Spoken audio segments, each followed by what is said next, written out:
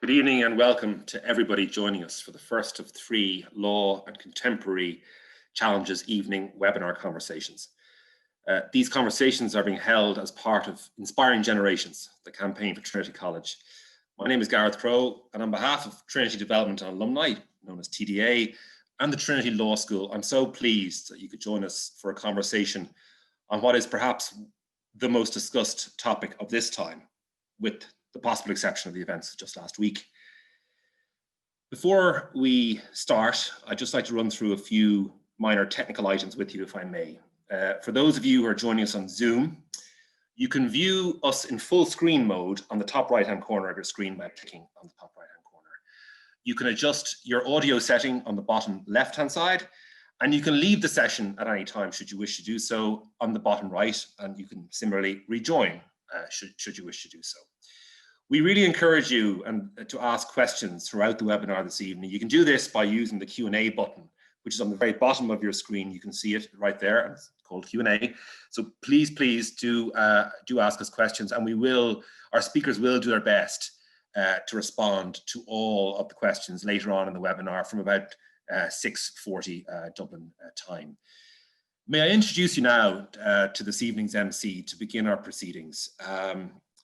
Professor Yvonne Scannell is an emeritus professor in our School of Law here in Trinity College and is one of Europe's foremost experts on environmental and planning law, as well as being a former judge of the European Nuclear Energy Tribunal at the OCED in Paris. Professor Scannell. Good evening, everybody, and welcome to our series Law and Contemporary Challenges. This evening's webinar is a conversation between Professor Rachel Walsh of TCD's Human Rights Observatory and Professor Lorna Fox O'Mahony. Professor Walsh specializes in property law and in constitutional law and theory.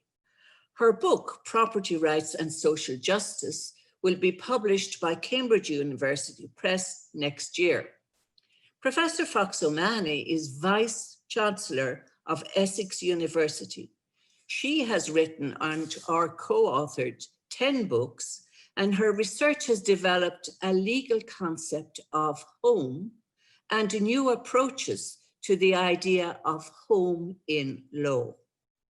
This evening's webinar will discuss, amongst other things, how the government has dealt with the COVID-19 emergency and how its actions have affected property rights and impacted on ideas of home. Well, Rachel, what has the government's response been to the COVID-19 emergency in your research areas? Thanks very much, Yvonne. And just a quick thanks before we get started to Lorna for kindly sharing her time and expertise in joining me in conversation on this topic this evening.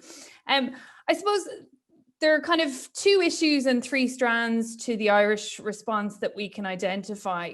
2 issues or drivers have influenced the response: the need to prevent the movement of persons for public health concerns, and then the need to respond to the economic hardship caused by anti-movement measures, if you like. And all of this has generated a new public interest in the context of housing and home issues, insofar as shelter has become everybody's concern, really, and a matter of direct interest to all individuals.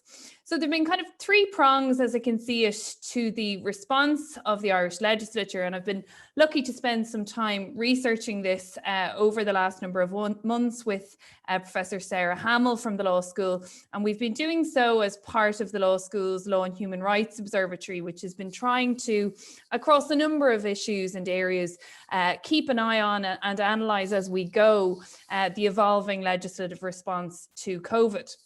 So in the property context and in respect of homes in particular, we can see, number one, a response in relation to the rental sector, which involved to begin with, obviously a welfare element with rent supplement increasing. As we came into the COVID crisis, rents were at near or all-time highs in Ireland, and vacancy rates were very low. So we were starting from a position of pressure in the rental sector. So a big swing in terms of rent supplement support through to the end of June of 2020. But probably most significantly, new legislative interventions to restrict the rights of landlords, both in respect of rent increases and in respect of recovery of possession of property through evictions, both of those being curtailed through legislation, initially in a very general, blunt way, with that being increasingly tailored as the economy moved into a reopening phase over the course of the summer. Then we had the mortgages sector, and a really stark contrast between the interventionist approach by the legislature in relation to the rental sector can be compared really with a very hands-off approach in relation to mortgages. So we had mortgage payment breaks coming in on a voluntary basis from lenders in the Irish market, and a central bank injunction that there be no repossession proceedings initiated over the course of the crisis, but no legislation formalising any of these positions, no moratorium reflected in legislation, no formal stay on the issuing or execution of possession orders. So a very interesting contrast, and we might get to talk about that a little bit more later on in the session, between a very interventionist approach in relation to the rental sector and a very hands-off approach dependent on the voluntary cooperation and engagement of lenders in relation to mortgages here. And then we had the response of the legislature in relation to those without homes. So 1 and 2 can really be understood as how to keep people already in their homes. But the government obviously also had to consider how to deal with those lacking shelter through the course of a crisis that really supposed that people had somewhere to stay. The measures adopted by the legislature were very effective. We saw between March and July, through the period of lockdown initially in Ireland, a significant reduction in homelessness in Ireland.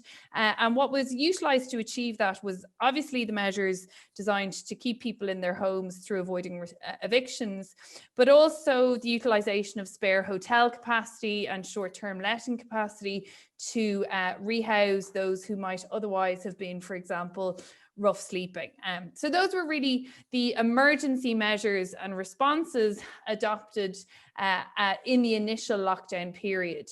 And over the course of the summer, the government in Ireland attempted to modify and adapt those measures for a phased reopening through introducing, if you like, a more tailored scheme for rent control, more limited controls on evictions, and trying to move towards, as it would have seen it, a normalisation of the market in relation to those two sectors. But obviously then lockdown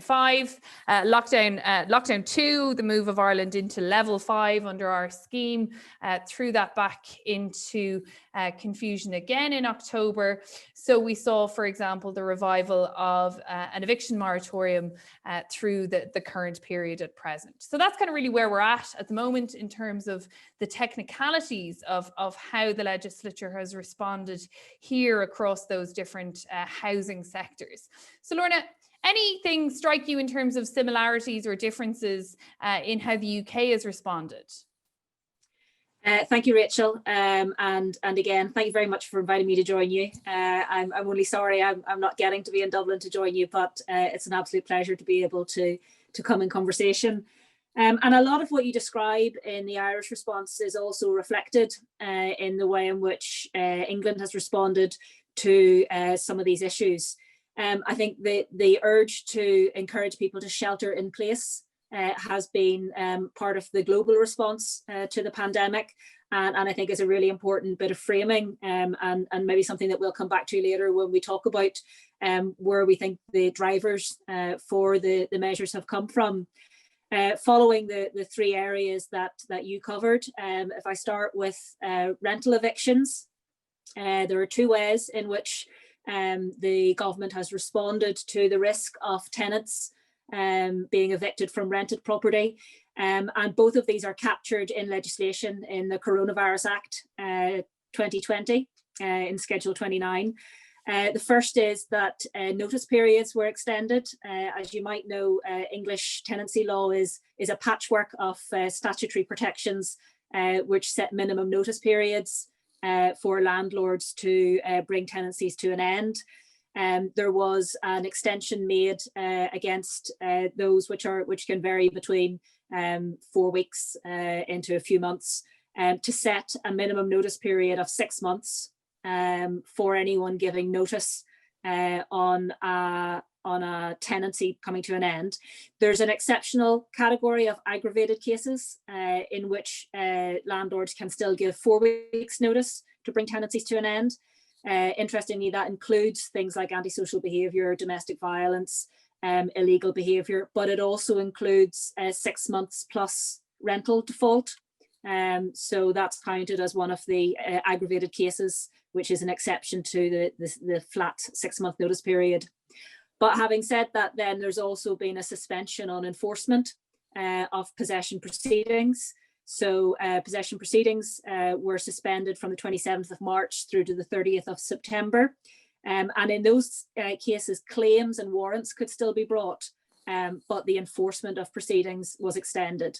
After the 30th of September, that came to an end. At the same time, we were also moving into a tiered system in terms of local lockdown.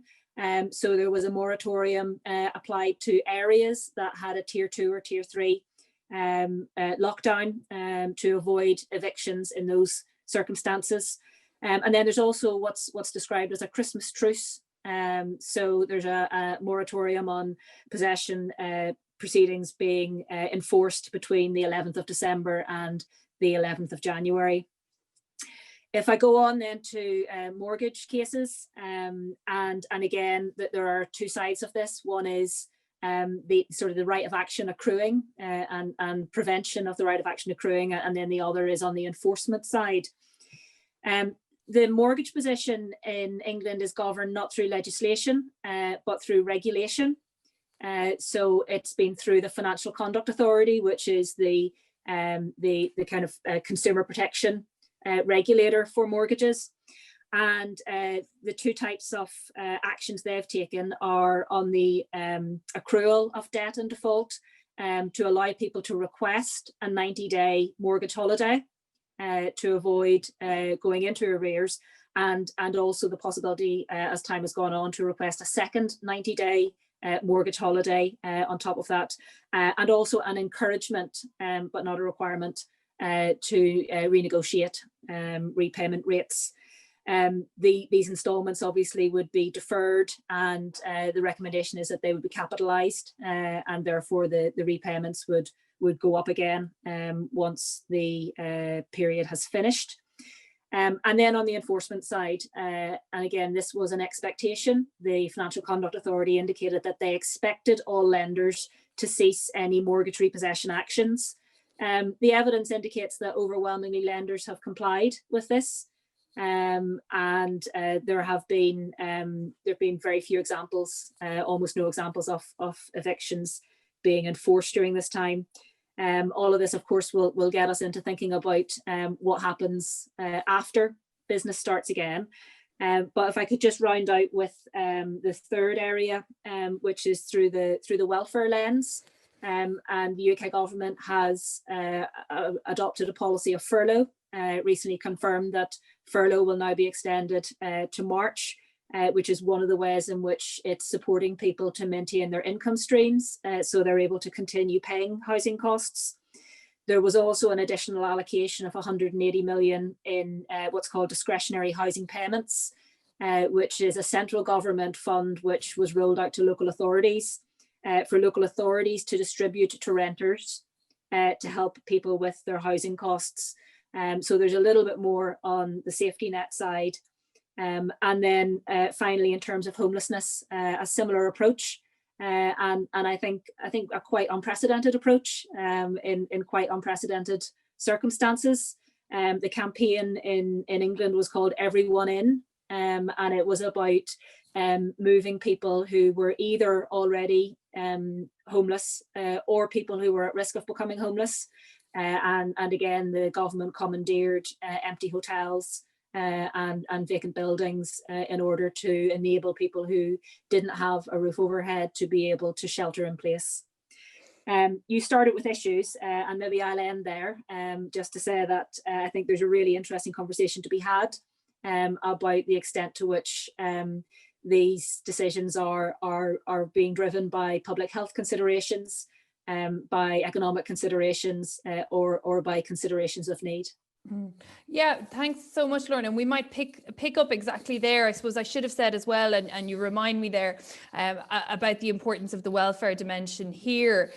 So, for example, interestingly, our Economic and Social Research Institute did research over the course of the summer on the question of, were we facing into a rental arrears cliff? And their basic conclusion was, well, look, it's really very hard to say, because the welfare support had been so generous through our equivalent of a furlough scheme, plus a significantly more generous than normal welfare payment through the pandemic unemployment payment, was in fact reducing rent poverty for a significant number of households who would have been suffering under that rubric previously. But the question was, well, when those supports are removed or even tapered off, what are we facing into at that point? And I think the same can be said in relation to the mortgage arrears question. Very hard to assess at a moment in time where many of the incomes are being substantially supported by welfare payments that it's clear won't be maintained indefinitely. So then the question will be how, if at all, can property law provide a response at that stage? So picking up that last point that you raised there, Lorna, in relation to the drivers here, I think really interestingly in the Irish context, we have seen a very clear public health driver behind all of these interventions, because we see these interventions in property law, particularly in relation to control of rent, but also in relation to restrictions on evictions in a more general way, coming against the backdrop of a pattern of political conservatism in relation to these kinds of issues, and a reading of the Irish Constitution's property rights provisions as imposing strong constraints on legislative freedom in relation to the housing crisis. So pre-COVID, there was a consistent line taken by our two major political parties to the effect that, for example, a general rent freeze was off the table politically, not because of its cost implications, for example, but rather because the Constitution and the advice in relation to the Constitution's meaning was that it was prohibited. And the COVID crisis seems to have been a moment in time where the public health imperative overtook those concerns, but very much framed in emergency terms.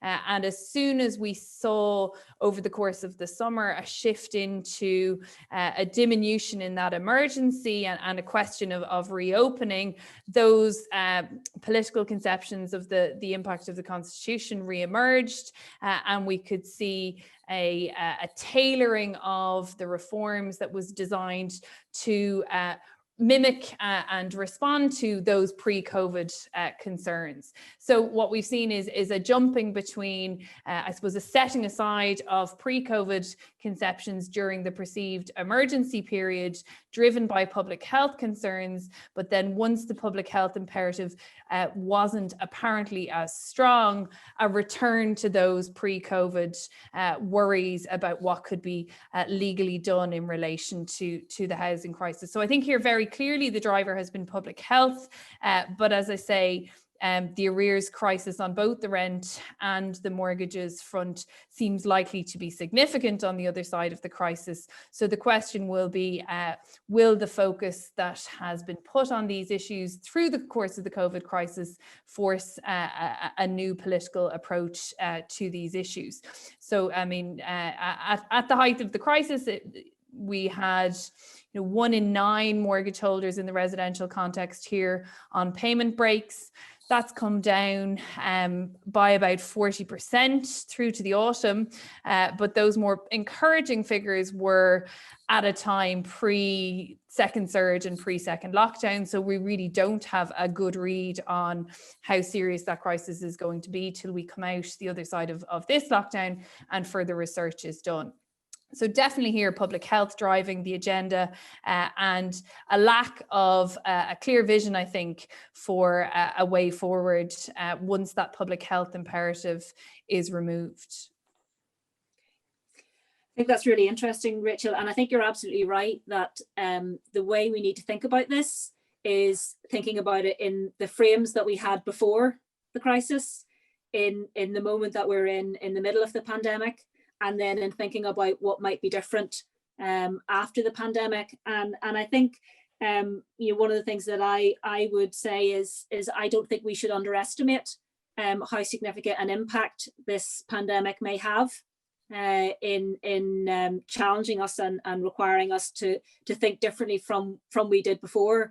And I think that many of us have found that in our jobs and in all of the things that we see around us in labour markets, in the way education is changing, that we're seeing really rapid, accelerated changes of a nature that we haven't seen in a long time. And there's analysis that's really saying the order of magnitude of what's happening now is the greatest that we've had since the Second World War, and that we can't really compare some of the recessions that we've seen in the intervening period in terms of scale and scope, in being a situation in which you've got both supply and demand being shut off at the same time, and that being something that's not confined to particular parts of the market or to particular sectors, but something that's really widespread. So I think for me, the framing and thinking about the kind of before, during, after would start from saying, I don't think we should underestimate the impact that this is likely to have, and also then what that means in terms of scope for innovation and thinking differently. I would agree that in the period that we're in now, in England, I think that it's clearly public health, which is the primary driver. It links back to wanting people to shelter in place. It helps us understand things like unprecedented approaches to homelessness and moving people off the streets. I think, at least as much to protect others from the risk that they might pose as spreaders as to protect them as vulnerable individuals. And I'm just looking at a letter that the Ministry of Housing, Communities and Local Government sent out, published for local authorities to give them guidance on the eviction moratorium and extended notice periods, in which they say the government's primary consideration is public health and the potential strain on public services. The government is cognizant of the ongoing need to minimise the impact on public services of households either contracting the virus or being made homeless during the winter months. Evictions over the winter period present a health risk to individuals, as it will put them at greater risk of contracting coronavirus and put additional pressure on what could be an already overstretched National Health Service and local authority services. So there's a very explicit narrative from government here that this is primarily about managing the public health crisis. And I think that helps us to understand the during a lot better. And then I think the question is, what lasting legacy might that have in terms of what happens after? And I think, again, if we look at other examples of crises, property crises, there's a really great paper by Nestor Davidson and Rashmi Dayal Chand in the Fordham Law Review. And they kind of look at different periods in history when we've had property crises, and talk about how this brings these fundamental questions to the fore about the nature of property, about the state's role in the private ordering of property, and about the balance between the individual and the community. And I think what I find really interesting in thinking about what happens next is, I think we're in a moment in which the national need, the community national need is taking precedence over individual interests and claims over the transactional property relations. And after the pandemic, I think what I'm interested in thinking about is whether we'll see a shift from a national need that's focused on public health into still a national need, but then focused on economic recovery. And I think if you've touched on, you've begun to touch on some of the questions around what happens after, what's the impact on mortgage markets and housing markets and house prices? What's the impact on the economy if you either have a kind of mass wave of evictions and homelessness? What impact does that have on the ability of the economy and the country to bounce back? What impact does barring the recovery of property by landlords or the recovery of debts by mortgages have on the national economic recovery project? And I think that's an important bit of framing that we're not really used to having at the front of our thinking about property, because we tend not to see the state as being a central player in property law and property relations in liberal systems, other than when things actually raise constitutional questions. So I think the national need will endure as an economic emergency beyond the public health emergency, and I think it will continue to frame how we need to think about the impacts of evictions. Really interesting, and I think the more we talk, I wonder if the framing of my question puts things wrongly in the sense that we're juxtaposing a public health rationale versus an economic rationale for these kinds of measures. And in fact, as we move on, I think in the post-COVID phase, those two considerations become so merged as to be much more complex than our traditional understanding of the public interest. So a big theme in Irish law that has led to a degree of political conservatism around issues in respect of property rights has been an idea, also strong in the US constitutional context, that discrete groups in society, such as property owners, shouldn't be disproportionately burdened in the public interest in order to secure collective goods. That idea becomes much more complex when we're looking at a scenario where you have need on the part of individuals that is clearly emerging as a result of a degree of sacrifice already made in the public interest through the course of suffering hardship in the context of COVID-19.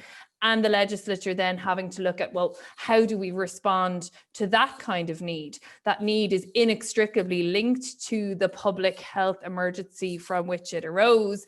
And at what point in time do we somehow, come to a point where we can say, well, this economic hardship is no longer public health emergency related, and draw a kind of a clear-cut line to say, you're on your own essentially at this point. So I think those ideas of where the lines are in terms of permissible redistributive measures have certainly come under pressure here, and a different political light has been cast upon them, and that's only going to intensify, I think. We're seeing the legislature being forced to experiment and be more ambitious in thinking about the limits in terms of how far the balance between property rights and collective interest can be struck, where that ambition wasn't forthcoming previously, and there was a significant degree of conservatism around that. So it remains to be seen whether, having been forced to push those boundaries in the context of the crisis, that ambition will remain and persist in the post-crisis era. At the moment, we're still looking at another cliff, an emergency period cliff, really in and around the end of January 2021 at present is where most of our short-term protections for example, tenants are going to start running out, and it'll be back to the drawing board at that stage. So a word that occurs to me in this context again is the idea of resilience, and I suspect most of our legislators thought that the first wave of emergency measures would be all that was required.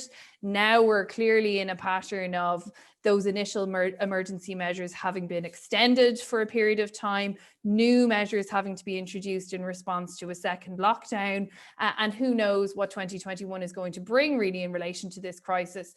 So whether that experience from the perspective of legislators will prompt reflection on, well, how can we actually create housing provision that is meaningfully robust and resilient in the face of unpredictable threats, the duration of which we cannot control, and what do we do about that? So I suppose that really raises the question of how does the obligation of the state shift in this respect? And I'm interested to hear, maybe Lorna, have you any thoughts in respect of where this takes us in thinking about maybe more positive obligations in terms of state provision of housing, positive obligations in terms of dealing with perhaps compensation, redressing balance for those who are making sacrifices, perhaps here in the collective interest? Are we moving into a new phase, particularly in, as you say, common law jurisdictions in both spaces, where we haven't tended to take that more positive view of what's required of the state in these kinds of relationships there? Thank you. It's a really interesting line of thought, and I hope you'll forgive me. I'm going to slightly reframe what you've asked, because I think the way that I've been thinking about this has, and perhaps it's because there isn't a similar constitutional framework in the UK to govern ideas about positive obligations on the state in quite the same way. But what I find interesting is to think about the self-interest of the state. And in part, I'm coming towards the end of writing a book which is exploring this idea about understanding that states and governments inherently have their own stake in property systems, particularly in property systems as they interact with economic systems and economic recovery. And I think if I think over the longer timeline, we have over recent decades had a kind of dominant narrative around private property rights. But when we look over the longer timeline, of course, there's a much more hybrid set of norms which have risen to the fore at different times. So I said, this is a crisis that's likely to be comparable to the impact of wartime, which is why we're seeing these emergency measures that we're seeing now. And I think if you look back over the longer timeline, it's interesting for me to compare it with post-war solidarity and post-war welfare and the new norms that emerged after that period. And you could read those as being about obligations on the state to provide for citizens.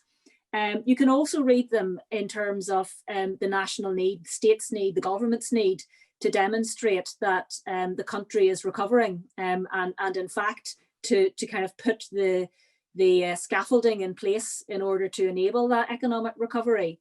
So I think there's an interesting question for me about not just what are the obligations that we would ask of the state, but also what will the state and what will governments need to provide in order to be able to get the economic recovery that we need, and what role does keeping people in their homes have in unlocking the possibility, compared to the potential implications of having a tsunami of evictions as soon as the courts allow it again.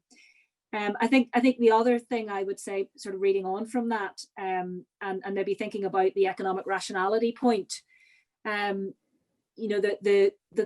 an element of this which is about how the state frames this, and then there's also going to be an element which is about what space and incentives there are to negotiate towards settlements. And I think it means one thing in a relatively benign economy or a relatively benign housing market for individual creditors or individual landlords to be strict in the actions that they're taking to enforce their property rights. In those cases where it's incidental cases, it may not have, there's a kind of sliding scale of how much impact it has beyond this. But I think if you're looking at something that is on as large a scale as this potentially could be, it raises another set of questions about knock-on effects. So what's the implications for landlords if you evict a lot of tenants, you've got a lot of empty stock, you've got potentially a declining rental value market in an economic crisis. What's the implications for borrowers or for mortgagees? Because if you've got widespread evictions, then how does that affect the value of the stock and the security that they hold? So I think both in terms of the state and in terms of the landlords and the mortgagees, there are those wider market considerations for us to think about against the scale of what could potentially be released once evictions are permitted again. Really interesting. And I suppose two thoughts come to mind in our context. I suppose at the outset I mentioned, a very stark difference in approach in relation to mortgages and rent, and my speculative view as to why there hasn't been a concrete legislative response in relation to mortgages, whereas there has in relation to rent, was exactly that. The impact of evictions could be extremely quick in the Irish context, relatively short notice periods. And you could genuinely have that flood of evictions in a short period of time.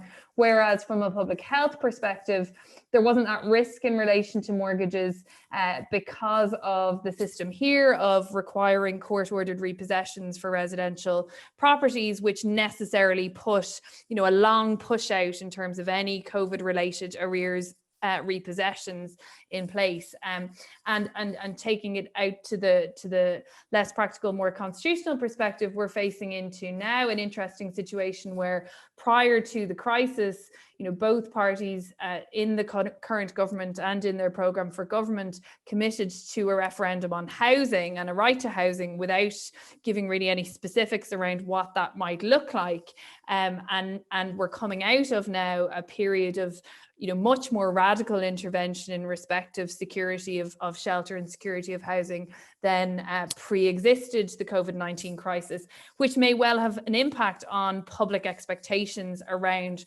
what that kind of referendum might look like, pushing us perhaps towards a stronger obligation than might have been politically attractive prior to that commitment being made. So where that issue takes us now in terms of the influence of COVID on, very significant constitutional reform, which I think we're confident will happen. There's a strong commitment to something on this in the programme for government. So I think the demand will have been intensified by the crisis, but also what's on the table in terms of how positive an obligation versus how qualified an obligation might be placed on the state in respect of housing will perhaps have been shifted by the crisis in a way that wouldn't have been readily imaginable prior to the crisis. So, coming back to the material that you were mentioning earlier, this idea of the crisis having functioned as kind of a tipping point here in terms of public expectations around what can be demanded of the government in respect of housing, I think may be significant as we move into that post-COVID reconstruction phase in relation to property. So I think from the signals that I'm getting down here, we're coming up to being against our time. So that might be a good moment just to see, Lorna, have you any concluding points that you'd like to share with the audience before we move to questions and answers? I think maybe just one thing in response to what you've just said. Rachel and I have done some comparative work looking at English and Irish land law over the longer run of formation of the nation and the constitution, and looking at ideologies and pragmatism. And I think there's something for me that's really interesting in all of this, which will be about the balance between ideology and pragmatism. And Ireland has the long history of the land question and the way in which the Constitution struck a balance between private property rights and social obligation, and that's something which is in the kind of the tapestry of the framing that you have to be able to reach for different parts of that infrastructure, and as I said, over time I think that balance varies. What we had thought when we were writing about this a few years ago was that in England there tended to be a stronger neoliberal ideology, and Ireland had a little bit more pragmatism. I think that England has been challenged to be more pragmatic in the circumstances that we're in, and maybe an interesting question for the future is what effects these sort of periods of pragmatism will have on the kind of lasting residue on kind of moving the ideology in different directions. Okay, thank you, Lorna, and thank you, Rachel. One question that I would like to ask you, Lorna. Has The development of the law during this crisis strengthened or weakened an argument for a right to a home, a legal right to a home. So I think, and noting, as Rachel's just said, that I think you're a lot further down the road of articulating and making demands in that way in Ireland than England is.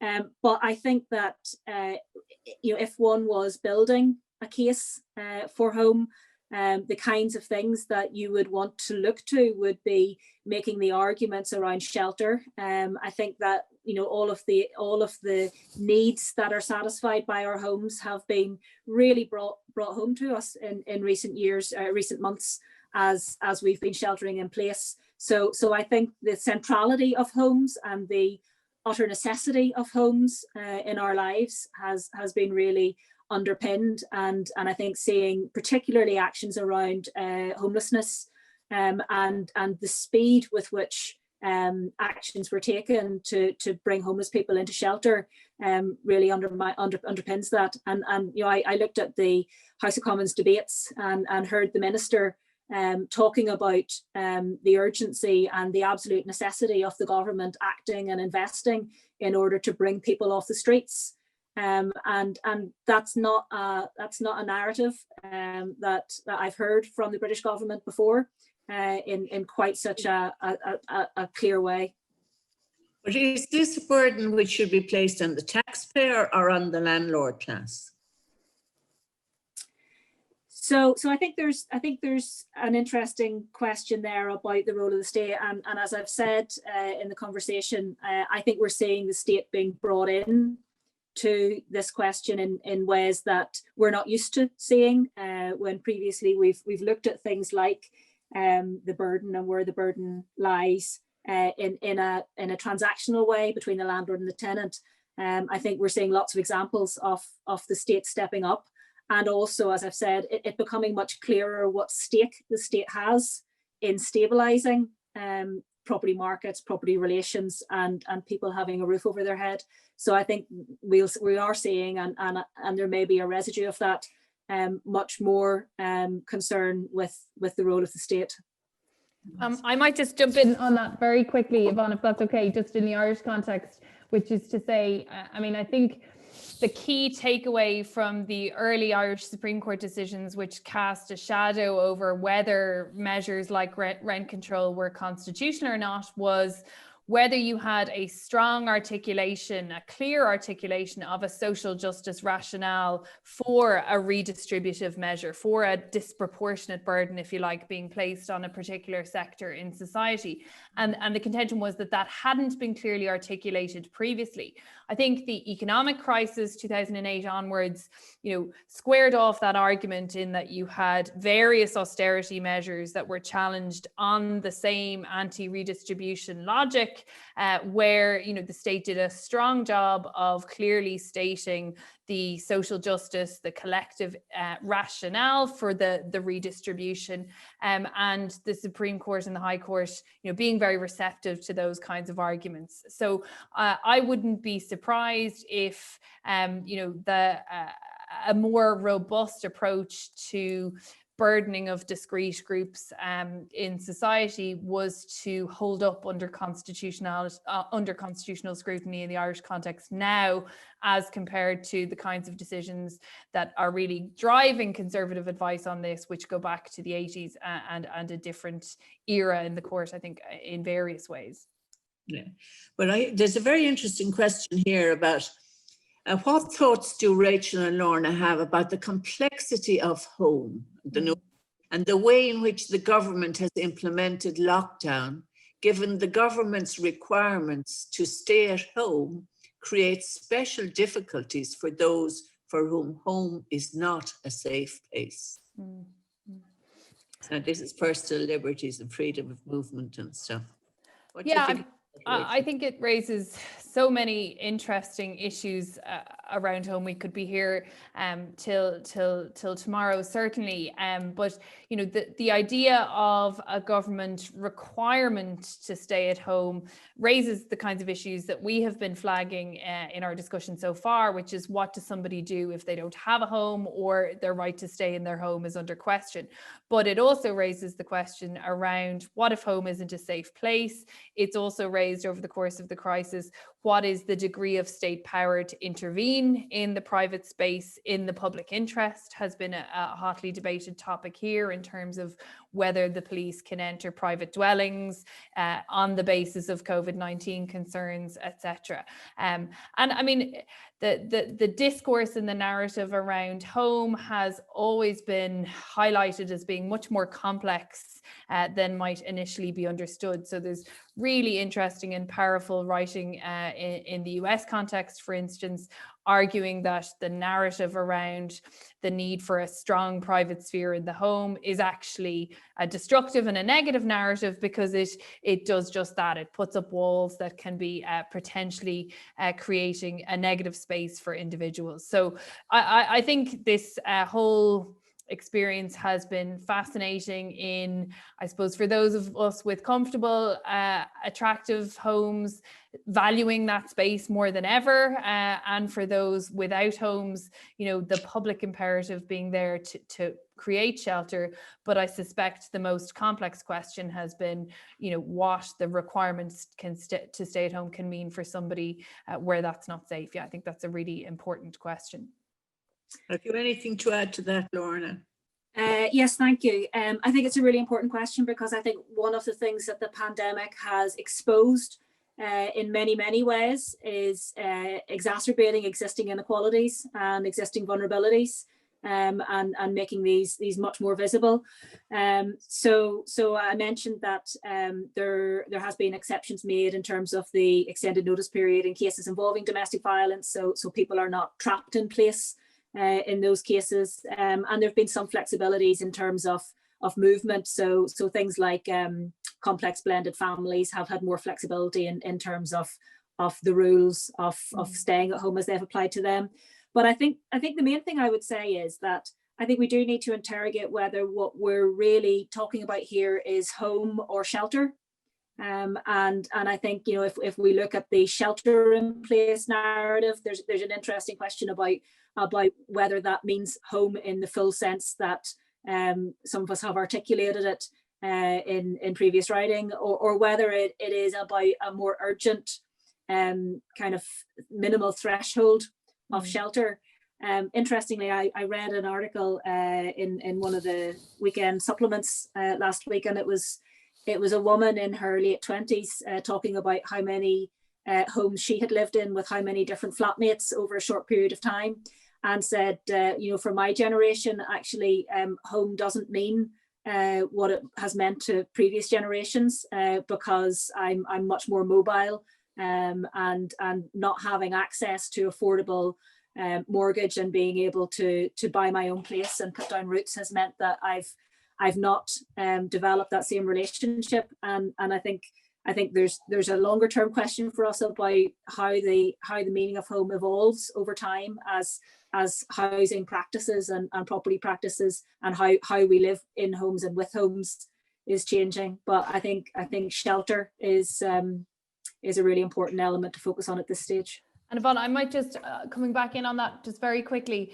I think a problem in the Irish response here has been that the question of reasonable excuse has been left extremely vague in the regulations. So what we've had is a situation where, you know, you don't have to stay at home if you have a reasonable excuse not to be at home, but very little regulatory clarification around what constitutes a reasonable excuse. And we've had, you know, a succession of government ministers going on answering questions like this and saying, well, of course, you know, if you're at risk of domestic violence, of course, if you have an urgent care need, those are all reasonable excuses. The problem is that the burden in terms of articulating and justifying the reasonable excuse lies on the person who has to make the case for that, which, if you're a person in a vulnerable situation, may be problematic in that you may not know about the flexibility, you may not be able to interpret reasonable excuse as extending to your situation very readily, and you face the challenge of being potentially confronted in a position of vulnerability and having to explain and justify why you are moving. And I think that's been a big problem in the Irish response. Obviously, it would be impossible to articulate exhaustively all of the potential reasons someone might have to move. But I think we could have done a better job of, at least in a broader categorical way, making it very clear to individuals that in those kinds of situations of complexity and threat, it is not on you to justify the fact that you're moving. We clearly recognize that you have the right to move.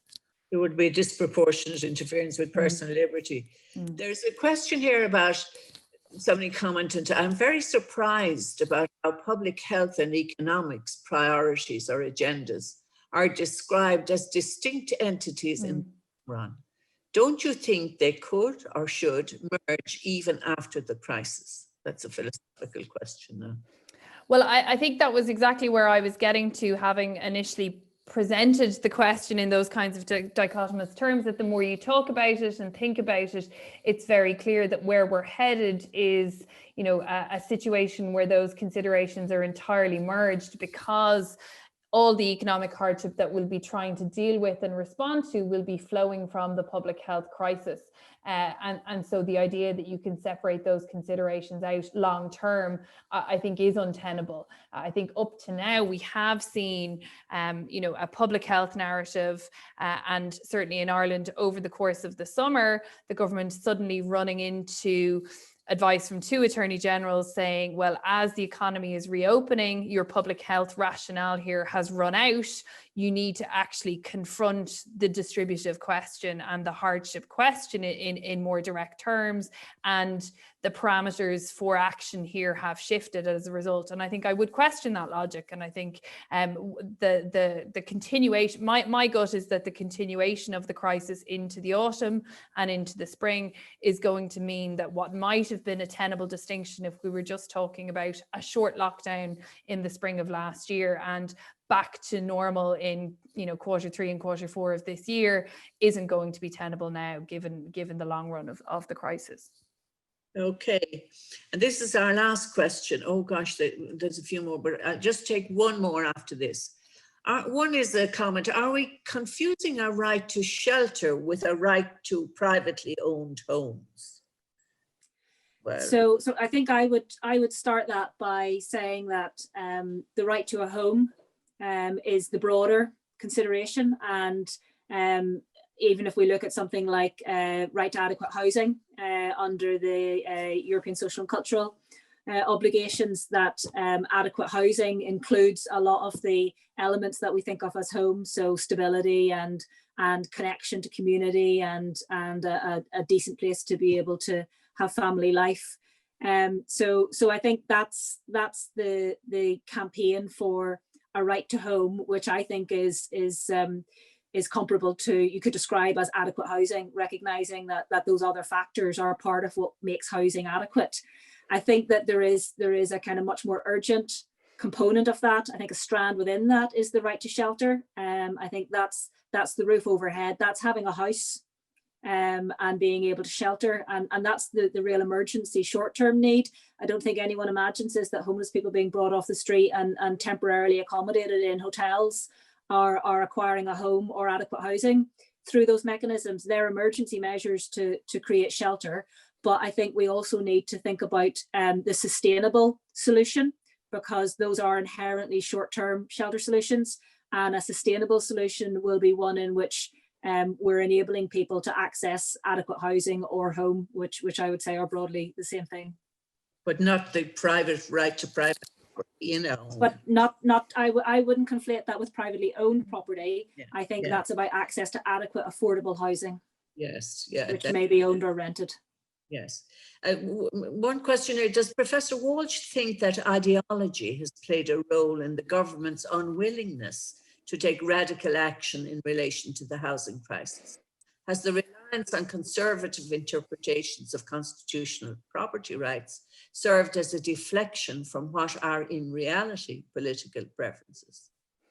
Yeah, so I mean, it's very hard to say. I suppose a few points to make. Certainly there has been increasingly frequent political reference to the Constitution in the post-economic crisis period as a justification for not advancing what might be conceived of as relatively radical reforms across a whole suite of social and economic issues. So Finn Keyes did a really interesting paper for the Oireachtas, looking at over a period of time, quite specifically how many times constitutional property rights were cited by government ministers as a reason for not doing X, Y, or Z. So I think we can certainly see an increasing trend of reliance on the Constitution as a reason for not doing X, Y, or Z. So that's on the one hand.